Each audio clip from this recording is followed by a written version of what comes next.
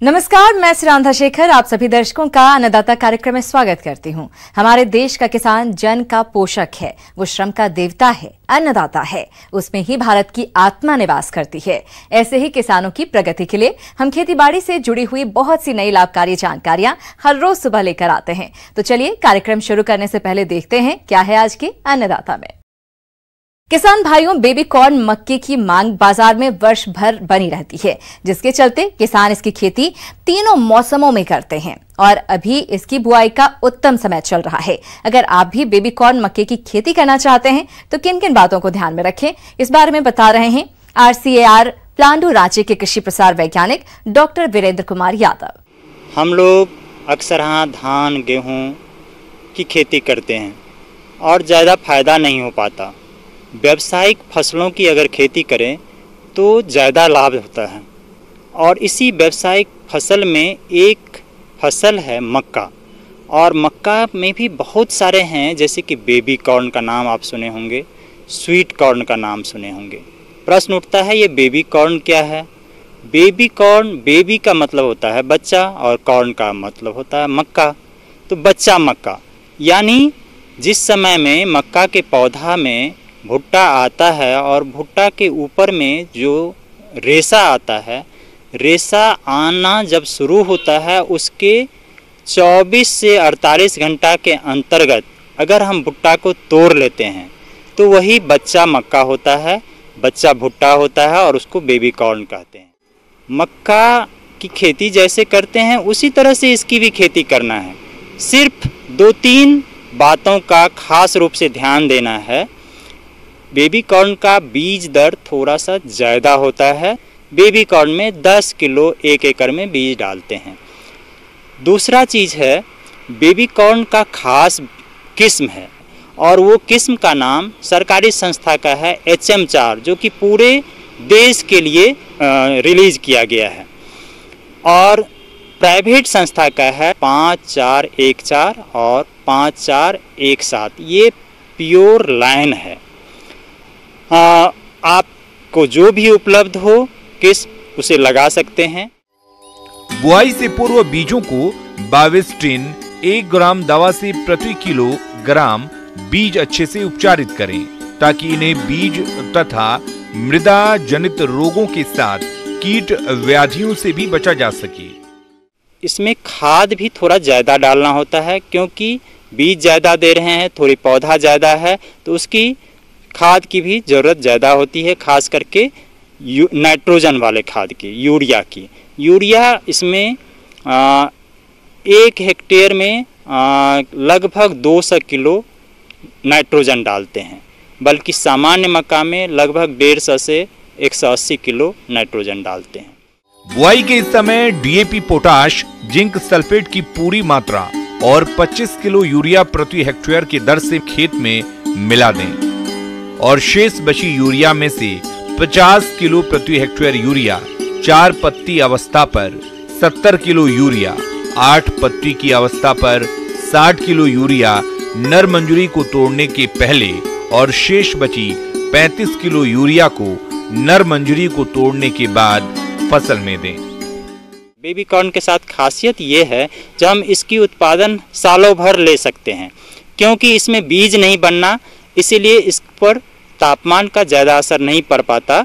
और जब बहुत ठंडा पड़ता है, जैसे उत्तरी भारत में दिसंबर में और जनवरी में, तो हम 15 दिसंबर से 15 जनवरी के बीच में नहीं बुआई करते हैं, क्योंकि अंकुरन में दिक्कत होती है। इतनी सावधानी रख करके हम बेबी कॉर्न से बहुत ही लाभ ले सकते हैं। क्यों लाभ ले सकते हैं, आप अंदाज लगाइए। जो 200 ग्राम का पैकेट बाज़ार में 30 रुपया 40 रुपया में बिकता है, और 1 हेक्टेयर में बेबी कॉर्न छिला हुआ लगभग 20 से 25 क्विंटल उत्पादन होता है। तो और इसको हम सालों भर ले सकते हैं। जैसे गर्मी के समय में तो ये 50-55 दिन में तैयार हो जाता है। यहाँ तक कि अगर 1 एकड़ में हम बेबी कॉर्न की खेती करें तो 1 साल में एवरेज अगर मार्केट रेट रखें तभी भी हम कम से कम शुद्ध लाभ इसमें 3 लाख ले सकते हैं। किसान भाइयों, अभी तक आपने खेती से जुड़ी हुई कुछ उपयोगी जानकारियां देखी। अब लेते हैं एक छोटा सा ब्रेक, जल्द ही लौटेंगे और कार्यक्रम में आगे भी है खेतीबाड़ी से जुड़ी हुई महत्वपूर्ण जानकारियां। आप बने रहें हमारे साथ। ब्रेक के बाद आप सभी दर्शकों का अन्नदाता में स्वागत है। चलिए अब रुक करते हैं अगली कड़ी की ओर। जैसा कि अभी गर्मी का मौसम चल रहा है और इस मौसम में दुधारू पशुओं की विशेष देखरेख करने की जरूरत होती है, तो इस समय इनकी देखभाल किस प्रकार से करें, इस बारे में जानकारी दे रहे हैं डॉक्टर रंजन कुमार पंजियार। ये किसान भाइयों, सबसे बड़ी बात है, गर्मियां दिनों दिन बढ़ती जा रही है। क्लाइमेट चेंज कर रहा है, हमारे प्रकृति का वातावरण में जो टेम्परेचर है वो 35 से 40 के बीच करीब करीब छूने जा रहा है। होता क्या है किसान भाई, इसमें बॉडी का जो एनर्जी, पशु को जो आप खिलाते हैं किसान भाई, उसका मैक्सिमम एनर्जी जो है यूज हो जाता है। पशु अपना टेम्परेचर को, अपना सिस्टम को बैलेंस करने में उसका एनर्जी ज़्यादा खर्च हो जाता है। परिणाम स्वरूप क्या होता है, जो प्रोडक्शन पर्पस है, उत्पादन पर्पस, जो एनर्जी नेट रहना चाहिए उतना नहीं मिल पाता है, जिसके परिणाम स्वरूप दूध में उत्पादन में कमी हो जाती है। गर्मियों के दिन में देखिएगा पशु में क्या परिवर्तन होता है किसान भाई। पशु पहले तो एक जब टेम्परेचर 30-32 रहता है तो हाँफने लगती है, जिसको पेंटिंग कहते हैं। मुंह से लार गिरने लगता है, पसीना चलने लगता है। तो इस पर जानवर की ज़्यादा एनर्जी खर्च होती है और दूध उत्पादन में जो एनर्जी शिफ्ट होना चाहिए वो कम मिलता है। परिणाम स्वरूप ये दूध उत्पादन कम होता है। पशुपालक भाइयों, जैसा कि आप सभी जानते हैं कि इस समय गर्मी का मौसम चल रहा है और यदि आप इस मौसम में भी अपने गाय व भैंसों से अधिक दूध लेने की चाहत रखते हैं तो आपको सर्वप्रथम अपने दुधारू पशुओं को गर्मी के कुप्रभाव से बचाना होगा और इसके लिए आपको अपने पशुओं का आवास प्रबंधन ठीक तरह से करना होगा। सबसे पहले किसान भाई, घर जो है डेयरी एनिमल का बहुत बड़ा चीज है, आश्रय। क्योंकि डेयरी एनिमल ये नहीं है कि दिन भर ग्रेजिंग 8 घंटा करता है। घर का जो हो वो ऊपर में शेड हो। अब मोस्टली फार्मर्स लोग या तो एस्बेस्टस का बनाते हैं या तो टीना का। नहीं किसान भाई, अगर एस्बेस्टस बनाए हैं तो उसके ऊपर पुआल डालिए। अगर चूंकि वो दोपहर में काफ़ी गर्मी हो जाती है, अगर टीना का है तो उसके ऊपर भी फूस डालिए। ये और उसको टीना का है तो उसको वाइट पेंट से पेंट कर दीजिए ताकि रिफ्लेक्ट करे, हीट को एब्जॉर्ब नहीं करे, रिफ्लेक्ट करे।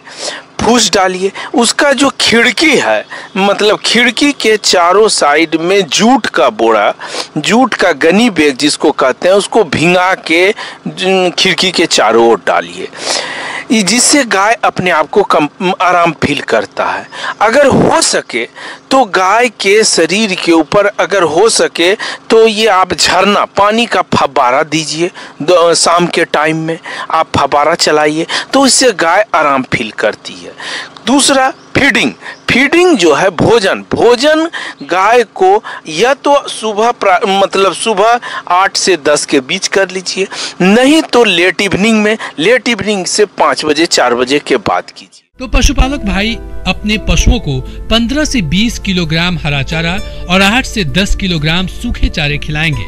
इसके अतिरिक्त क्योंकि पशुपालक भाई जो हरा चारा इत्यादि खिलाते हैं उसमें पोषक तत्व की मात्रा बहुत कम होती है, तो इसके लिए वह अपने दुधारू पशुओं को अलग से पोषक तत्व मिलाकर खिलाएंगे। चाहे इसे वह खनिज लवण के रूप में खिला सकते हैं या जो पशुपालक भाई आटा खिलाते हैं उसमें अलग अलग तरह के अनाजों को मिलाकर खिला सकते हैं। पशु के जीवन निर्वहन हेतु 1 किलोग्राम दाना मिश्रण आप अवश्य दें और दूध देने वाले पशु को 3 लीटर दूध पर 1 किलोग्राम दाना मिश्रण देना जरूरी होता है। फीडिंग कराने में आप ये सावधानी रखिए कि दोपहर में नहीं कराना है। फीडिंग जो कराना है उस फीडिंग में अब देना क्या है। फाइबर मतलब गाय के भोजन में फाइबर युक्त ये भूसा कम करेंगे, दाना की मात्रा बढ़ा देंगे। सीधी मोटा मोटी दाना में अब मक्का मक्का में जो है फाइबर कम है, एनर्जी ज़्यादा है, हाईली फर्मेंटेबल है। गर्मी के दिनों में गाय को स्वेटिंग भी ज़्यादा होता है, पसीने में देखिएगा सोडियम और पोटासियम काफ़ी निकलता है। पोटासियम का किसान भाई काम है कि वो स्ट्रेस मेंटेन करता है। तो मिनरल मिक्सचर की भी मात्रा किसान भाई जैसे 25 से 30 ग्राम है तो गर्मी के दिन में 50 से 70 ग्राम पर डे कर देना चाहिए। और ख़ास करके पोटासियम रिच वाला मिनरल मिक्सचर वो ज़्यादा देंगे, क्योंकि पोटासियम जो है स्ट्रेस को मैनेजमेंट करता है और सोडियम जो है जो स्वेटिंग होता है उससे सोडियम निकलता है, तो इससे ये करेंगे।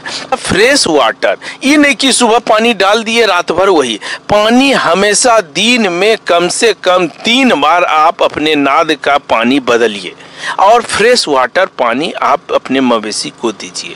आप पानी इन्हें की खोजना, हमेशा उसके सामने पानी पर्याप्त मात्रा में रहनी चाहिए। तो इन सब बातों पे किसान भाई अगर ध्यान दीजिएगा तो दूध उत्पादन में बरकरार रहेगा और पशु की कमजोरी, पशु का स्वास्थ्य बरकरार रहेगा। आगे और भी है खेतीबाड़ी से जुड़ी हुई बहुत सी रोचक जानकारियां, पर यहां पर रुकेंगे एक और ब्रेक के लिए। जल्द हाजिर होते हैं। ब्रेक के बाद एक बार फिर से आप सभी दर्शकों का अन्नदाता कार्यक्रम में बहुत बहुत स्वागत है। बढ़ते हैं अगली प्रस्तुति की ओर। बैंगन की बात करें तो इस पर कई रोगों का प्रकोप होता है, तो किसान इन रोगों को कैसे पहचाने और इनका नियंत्रण किस प्रकार से करें, इस बारे में बता रहे हैं कृषि विज्ञान केंद्र हजारीबाग के कृषि वैज्ञानिक डॉक्टर प्रवीण कुमार। सब्जियों की फसल प्रमुख रूप से आप बहुत करते हैं, बहुत ही डिमांड होता है हरी सब्जियों का। उसमें से एक फसल जो सब्जियों का आप लेते हैं वो है बैगन। बता देना चाहता हूं कि प्रमुख बीमारियां जो हमारे बैगनों में लगने वाली हैं उनमें से सबसे पहले है विल्ट, जो उकठा रोग के रूप में हम जिसको जानते हैं। ये उकठा जैसे ही आपके खेतों में आता है, ये तो एक तरह का फंगस या एक तरह की बैक्टीरिया दोनों से होता है। किसान भाइयों, बैगन की फसल में उकठा रोग की समस्या आमतौर पर देखी जाती है, लेकिन किसानों को इस रोग के लक्षणों की जानकारी नहीं होती, जिससे वो समय रहते इसका नियंत्रण नहीं कर पाते। इसलिए आइए सबसे पहले जानते हैं इस रोग के लक्षणों के बारे में। आपको बस हमारे किसान भाइयों को ध्यान रखना है कि जैसे ही ये खेतों में देखने को मिले, ऊपर से सूखे और धीरे धीरे पौधा सूख जाता है। दूसरी इसमें हमारी बैगन में जो प्रमुख बीमारियां हैं उसमें से बांझा रोग कहते हैं इसे। ये माइकोप्लाज्मा से होता है। इस रोग में आप देखेंगे पौधे के विकास बहुत कम हो जाता है, पौधा बिल्कुल छोटा हो जाता है।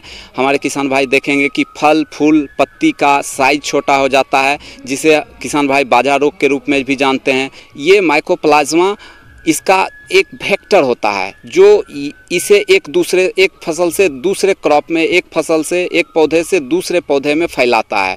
तो ये है कौन फैलाने वाला, इसे आइडेंटिफाई करना है सबसे पहले किसान भाइयों को।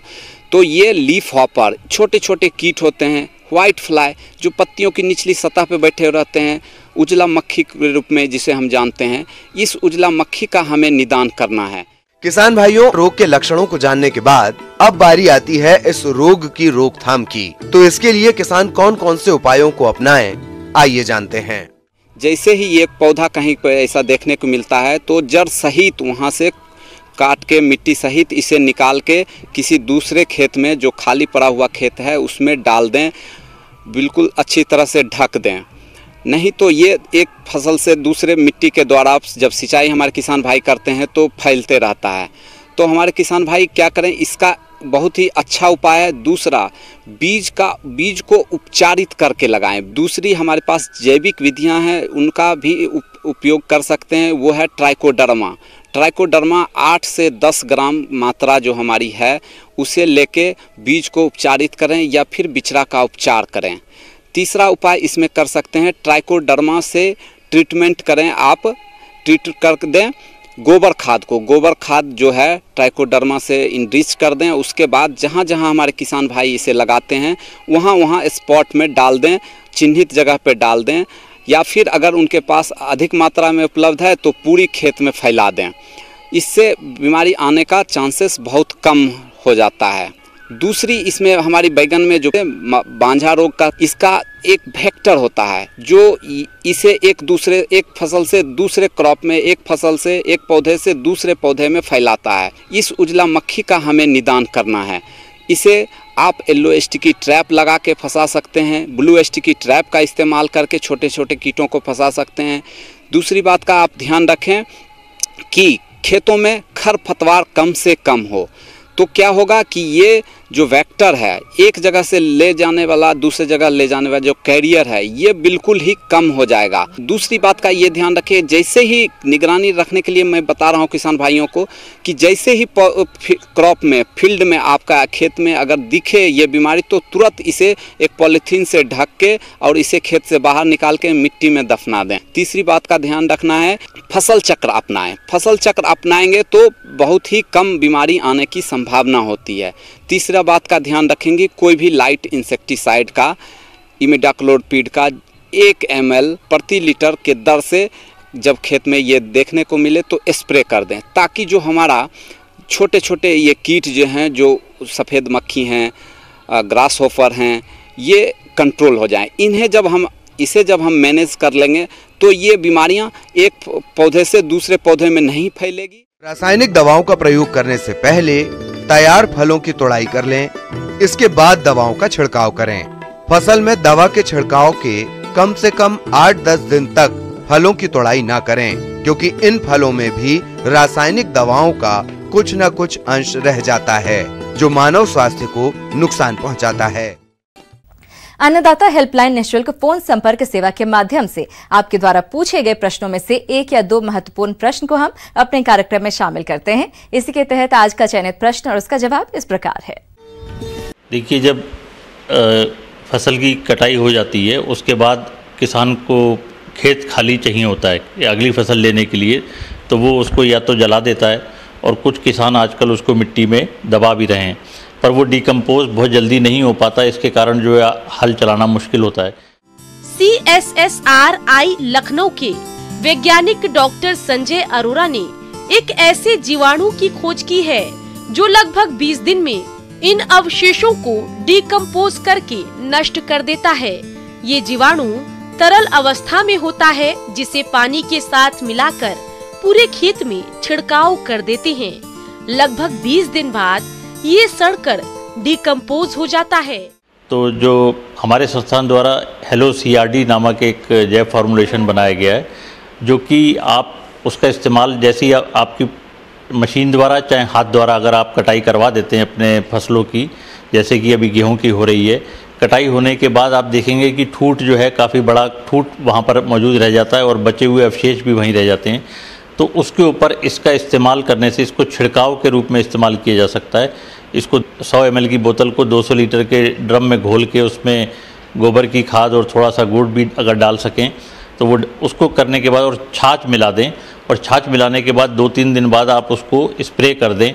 तो ऐसे 2-3 बार स्प्रे करने से आप देखेंगे कि जो डंठल, जो ठूठ और जो अवशेष बचे हुए हैं वो ऐसी गलन हो जाएगी, उनके अंदर वो गल जाएंगे एक रूप से कि आप उसमें अगली फसल को 20 से 21 दिनों में या ज़्यादा से ज़्यादा 25 दिनों में आप उसको, ये वातावरण पे डिपेंड करेगा, वातावरण में अगर जो है नमी और वातावरण में अगर जो है टेम्परेचर ज़्यादा ना हो या कम ना हो, तो इस चीज़ को ध्यान में रखते हुए हम ये कहते हैं कि 20-25 दिनों में ये ऐसी हालत में आ जाएंगे अवशेष कि आप अगली फसल ले सकेंगे।